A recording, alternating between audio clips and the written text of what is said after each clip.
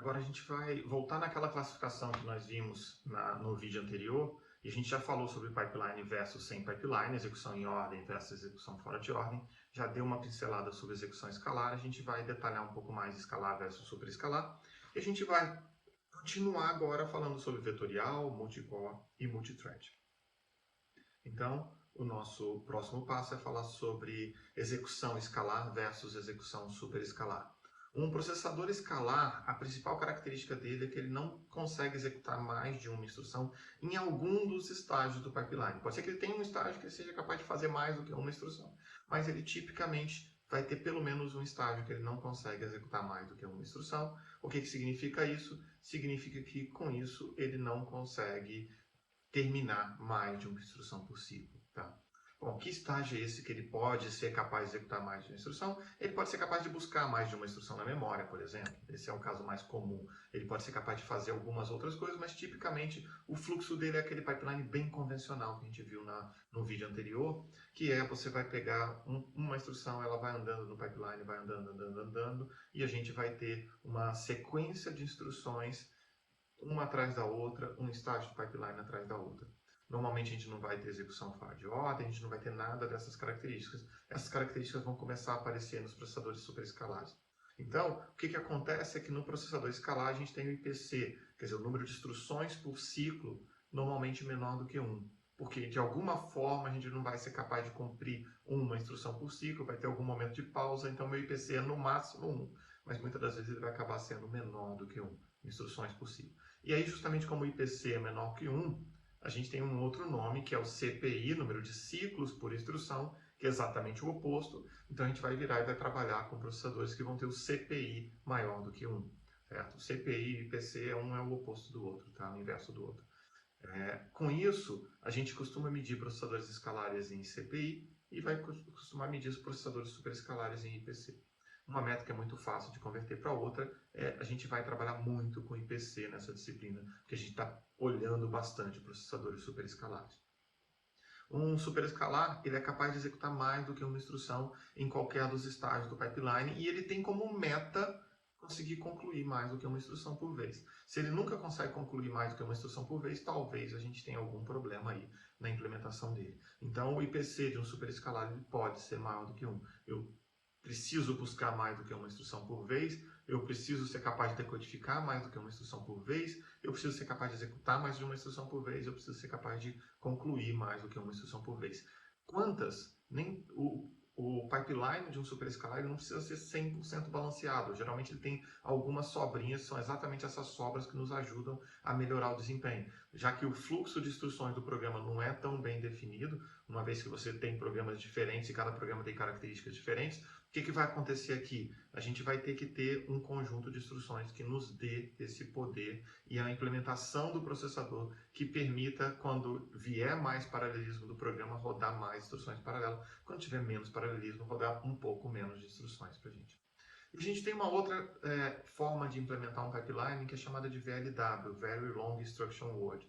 A ideia geral aqui é que eu vou rodar mais do que uma instrução por vez, só que eu vou rodar essa mais do que uma instrução por vez em ordem. Então, meu compilador vai fazer um esforço muito grande para colocar as instruções em ordem no meu código e também já montando pacotinhos que podem ser executados em paralelo. Isso reduz a complexidade do superescalar, porque o superescalar precisa descobrir se uma instrução pode ser rodada em paralelo com a próxima ou com duas para frente.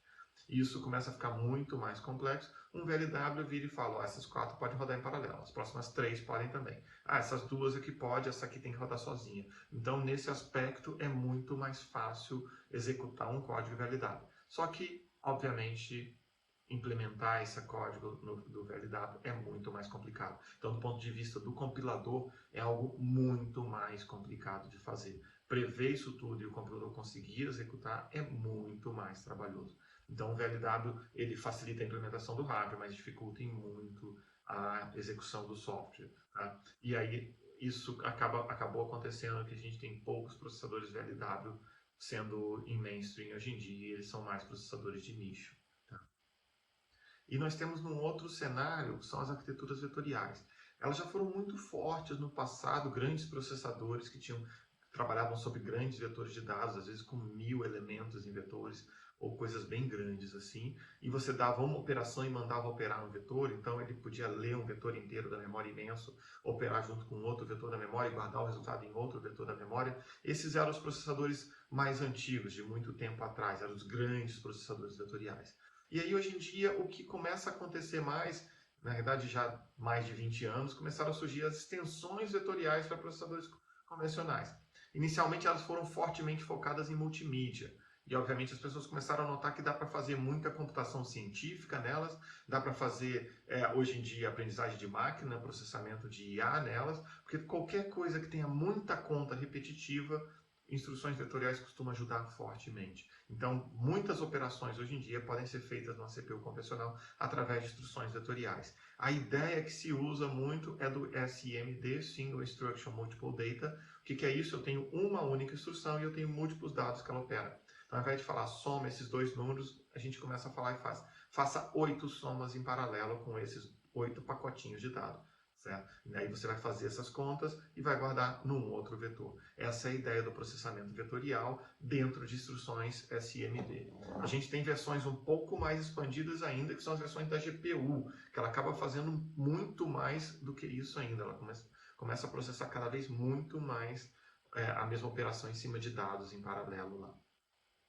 Só para dar uma informação para você, o AVX2 da Intel possui vetores de até 512 bits, quer dizer, existe um tamanho de vetor aí, grande o suficiente, e tem uma característica interessante, porque nesse vetor de 512 bits você pode colocar 8 doubles que tem 64 bits cada um, mas você pode colocar 16 floats, então dependendo da instrução você pode usar como formatos diferentes. E aí tem uma outra característica bem relevante aqui.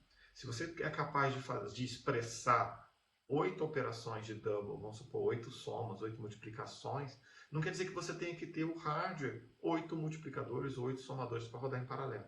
Idealmente você quer ter isso, mas você pode simplesmente rodar o comportamento. Faça essas 8 somas ou essas 8 multiplicações. É claro que fazer de uma em uma é um desperdício, porque você inventou uma nova extensão do conjunto de instruções para rodar separadamente. Então, mas você pode pensar num cenário onde você tenha 2 multiplicadores, 4 multiplicadores ou mesmo os 8 necessários, tá? Então, aqui a gente está falando da interface, a interface vai ter instruções SIMD, a implementação pode ser um pouco mais agressiva ou menos agressiva nesse caso. Tudo bem?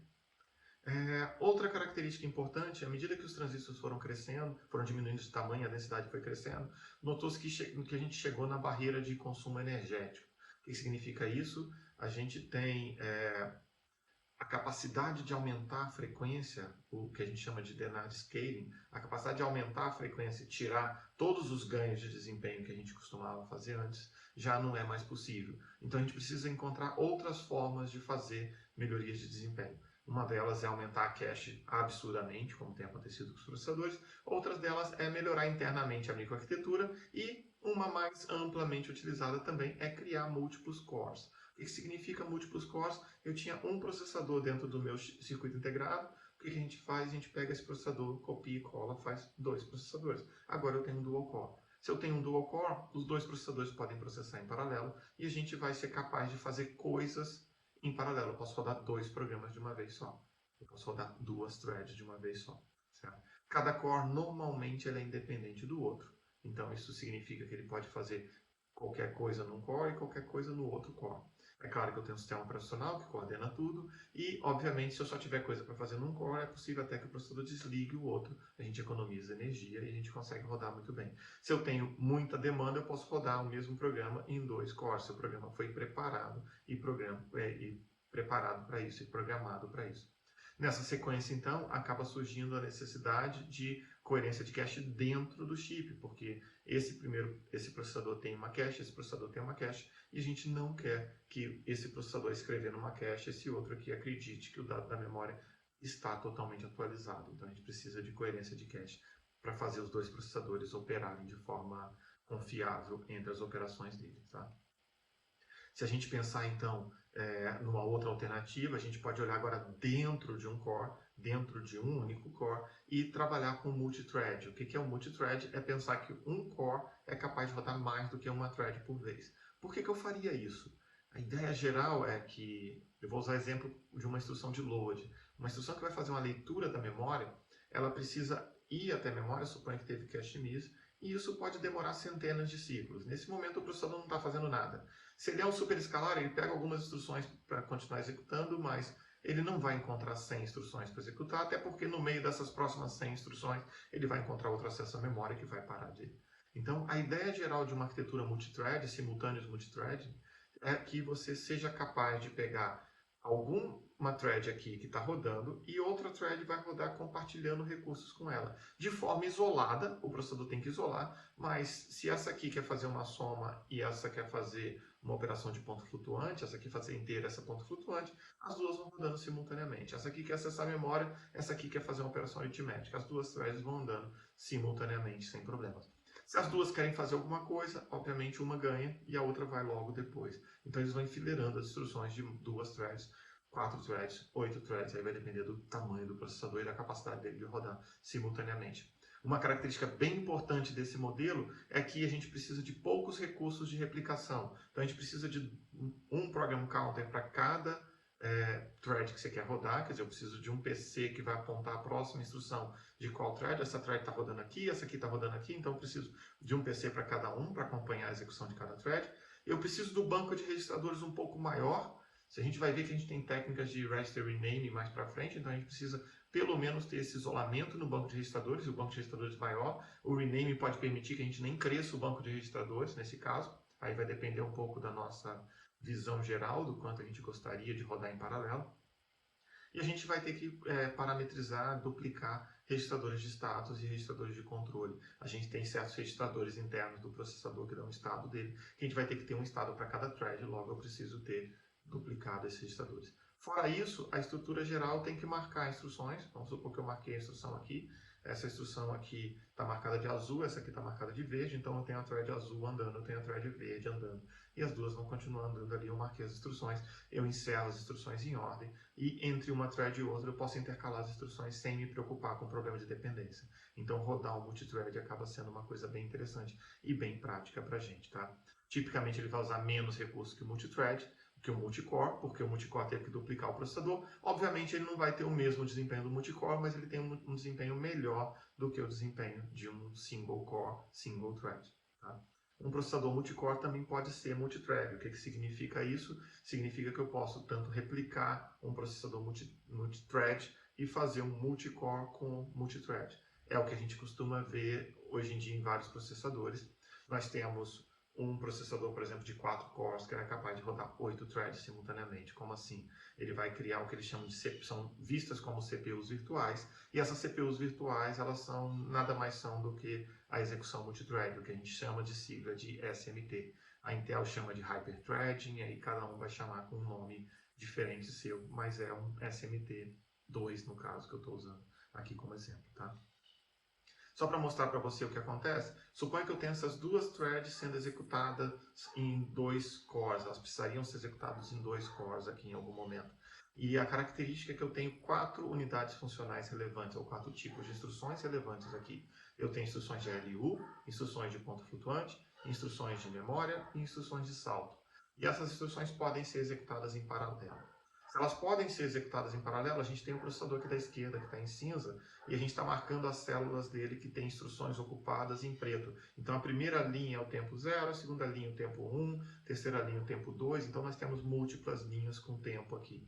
E o que acontece? Aqui do lado esquerdo a gente mostrou que nem sempre esse processador roda com todas as unidades funcionais. Na realidade, a maior parte do tempo as unidades funcionais ficam ociosas. Você pode ver que ali tem um ou outro caso onde a gente conseguiu rodar 3 unidades funcionais simultaneamente, mas a maior parte das vezes está uma unidade funcional ocupada. Quer dizer, é como se eu estivesse gastando só 25% da minha capacidade. E a gente tem a thread 2, que a thread 2 também não é muito boa de uso do processador, mas ela tem um perfil um pouquinho diferente. Então você vai ver que aqui na primeira linha a gente tem a thread 1 em preto ali marcando que ela está usando a LU, e a thread 2 está usando uma operação de ponto flutuante e uma operação de memória. Na hora que a gente enxerga isso, é possível a gente pensar no multithread que consiga dar conta desse cenário, que é aquele o terceiro desenho nosso. Observa que a primeira linha e a segunda linha, todas elas casaram muito bem, certo? Até que a gente vai descendo e a gente vai encontrar ali naquela segunda sequência em preto da L1, Observa que tanto a thread 1 quanto a thread 2 queriam usar LU naquele momento. E, obviamente, nesse momento não foi possível que as duas usassem. Eu dei preferência, no caso, para a thread em preto. A gente poderia fazer algum mecanismo de intercalar. Aí vai depender muito da implementação do processador. Ele pode priorizar uma thread, ele pode intercalar, ele pode decidir que tentar ser mais justo e dar a primeira prioridade para uma, na próxima ele dá prioridade para outra e fica intercalando isso. Eu dei prioridade para a thread em preto, tá? Nesse caso aqui, mas para tentar compensar um pouco, mais para frente eu dei a prioridade para a thread laranja, certo? De forma meio não determinística, porque eu estou desenhando o diagrama, eu tinha esse direito. Tipicamente a CPU, certo? O processador seu não vai ficar fazendo de uma forma não determinística, ou ele dá mais prioridade para uma delas, ou ele vai tentar fazer algum mecanismo tentando ter algo de justiça ali, tá? Mas observa que agora a gente tem um multithread e ele consegue ocupar mais o nosso processador. É claro que a gente pode pensar, poxa, ainda não gastei nem metade da minha capacidade. E muitas das vezes vai acontecer isso mesmo. Você não vai ser capaz, mesmo com duas threads, de ocupar metade da sua capacidade. Mas a gente tem que olhar que a gente gastou LU o tempo inteiro. O que isso nos diz? Isso nos diz que eu deveria ter mais do que uma LU nesse processador. E aí eu seria capaz de rodar talvez até uma terceira thread ou uma quarta thread, porque as outras operações não estão tão críticas aqui para a gente, tá bom? Então a visão da multithread é mesclar duas threads numa só. Tentar mesclar na execução, numa máquina de execução só. Lembrando que elas têm que manter a cor, observa que eu mantive o preto e o laranja, então a gente está intercalando, essas coisas estão marcadas de forma que eu seja capaz de detectar de que thread cada instrução pertence, tá bom? E aí a gente tem que falar um pouquinho também de segmentos de mercado de processadores, né?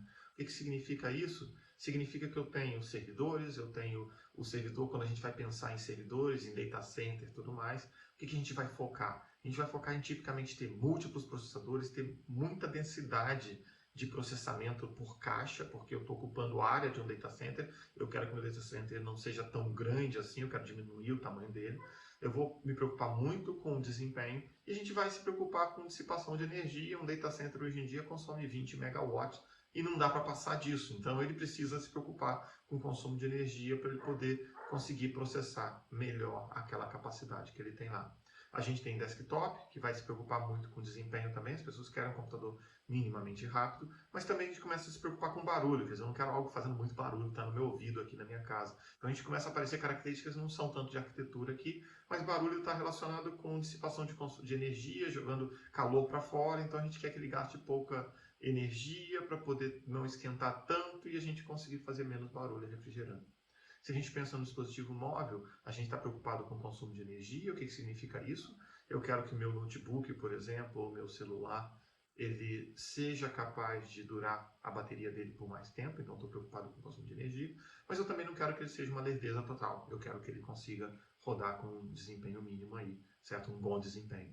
Se a gente pensa no outro mobile, alguma coisa muito mais para durar mais tempo, eu quero um notebook que dura a bateria um dia inteiro, eu quero um celular que dura a bateria uma semana inteira. É claro que cada uma dessas coisas tem trade-off, eu não acredito que eles vão querer implementar um celular que tenha bateria que dure uma semana. A minha visão é que eles vão, toda vez que eles conseguirem ultrapassar a barreira de um dia, eles diminuem a bateria, faz o celular mais fino, então a gente não deve ter um celular que tenha bateria de uma semana, a não ser que alguém invente um breakthrough de bateria e consiga não gastar tanto espaço ou peso do celular com ela, por exemplo. Mas consumo de energia acaba sendo sempre uma característica bem crítica. E nós temos sistemas embarcados que geralmente eles trabalham com trade-offs. O que significa isso? Desempenho versus consumo, eu tenho que ter alguma coisa contra a outra. E esse é o nosso ponto mais crítico, tentar fazer esse trade-off de forma bem mais clara ou alguma coisa que a gente possa trabalhar nessa direção. Tá bom? E aí, então, a gente agora conseguiu ver os recursos que nós tínhamos e como a gente consegue ligar esses componentes e conseguir olhar uma visão geral de várias das características que afetam nossos processadores e que afetam a forma de implementar esses processadores.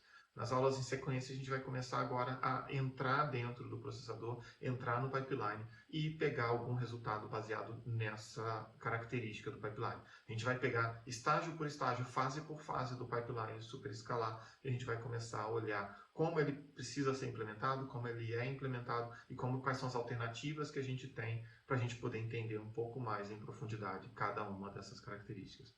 Ok, pessoal? Então, a gente encerra por aqui agora, tá? Muito obrigado.